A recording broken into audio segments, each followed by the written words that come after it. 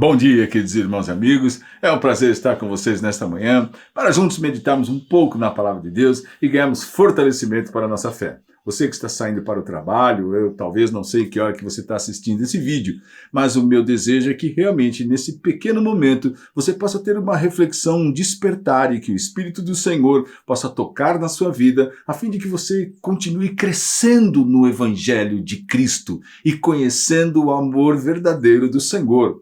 Mas nós olhamos para nós mesmos, não é? E percebemos quantas disposições contrárias à vontade de Deus existe em nós.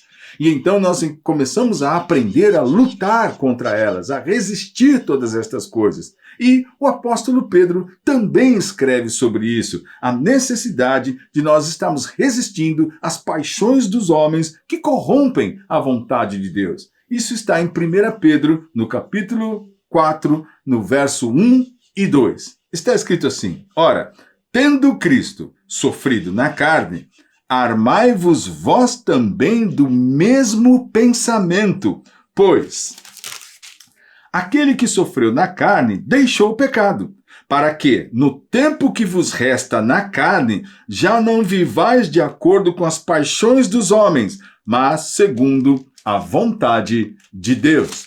Prestou atenção? Veja só o que ele diz aqui. Ora, tendo Cristo sofrido na carne, armai-vos vós também com esse mesmo pensamento.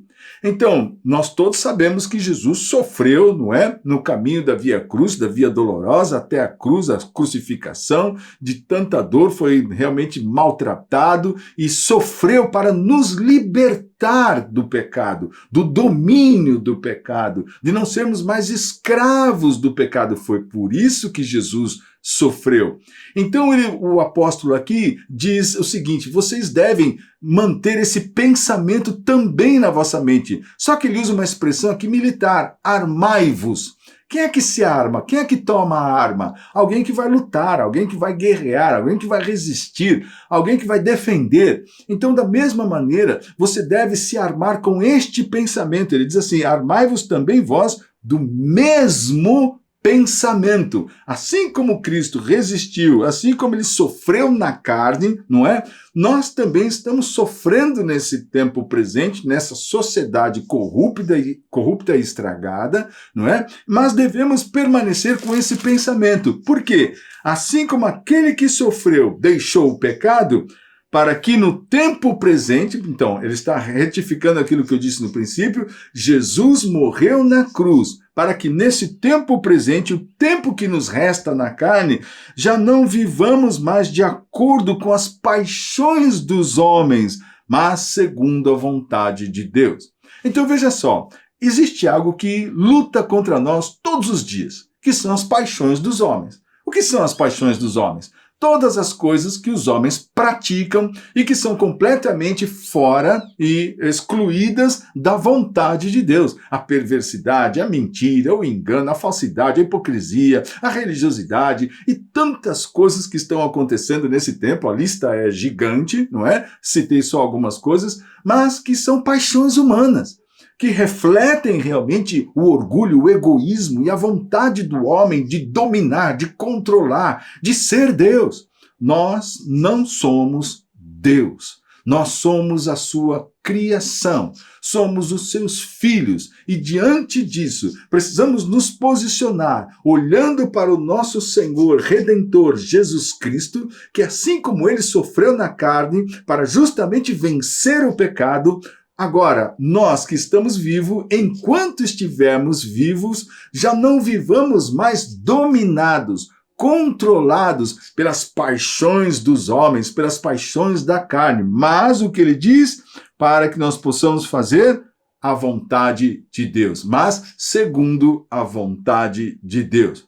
Puxa, como é que eu vou conhecer a vontade de Deus? Ora, conhecendo Deus.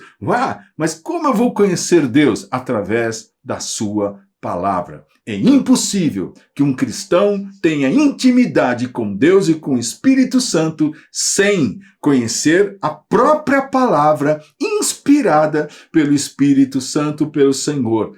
Então, a sua palavra deve realmente orientar o seu caminho. Qualquer cristão, todos nós, precisamos que a palavra de Deus ganhe vida no nosso interior e oriente os nossos relacionamentos, marido e mulher, com os filhos, no trabalho, como nós usamos nosso dinheiro. Vivemos para quê? Qual é o propósito da minha vida? Então, essa é uma boa pergunta para você nessa manhã. Qual o propósito da sua vida? Você vive para quê? Para agradar as paixões dos homens e você vive pensando, né, como tantas pessoas, comprar, e eu preciso comprar, e aquilo lá, aquela coisa.